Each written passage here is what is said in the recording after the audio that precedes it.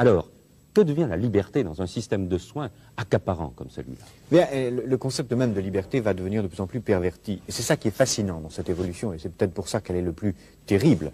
C'est qu'elle va récupérer tous les concepts, y compris celui de liberté. Je dirais même y compris les idées d'Illich dont vous parliez tout à l'heure.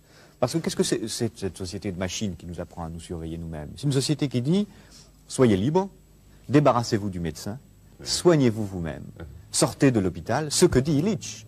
Et autrement dit, elle va, sous prétexte de liberté, sous prétexte d'autonomie, créer les conditions de l'aliénation la plus formidable, qui est en quelque sorte l'aliénation par soi-même, volontaire, à une norme imposée de l'extérieur. On nous dira, il ne faut pas fumer, pas conduire, pas boire, mais aussi pas avoir tel gène dans sa structure héréditaire. Si vous l'avez, vous êtes extérieur à la norme, faites tout ce que vous pouvez pour vous en débarrasser. Et autrement dit, on fera que ce qui est la forme absolue de la dictature, que chacun d'entre nous ait librement, entre guillemets, envie d'être conforme à la norme. Que chacun d'entre nous ait librement, entre guillemets, envie de se comporter comme un esclave.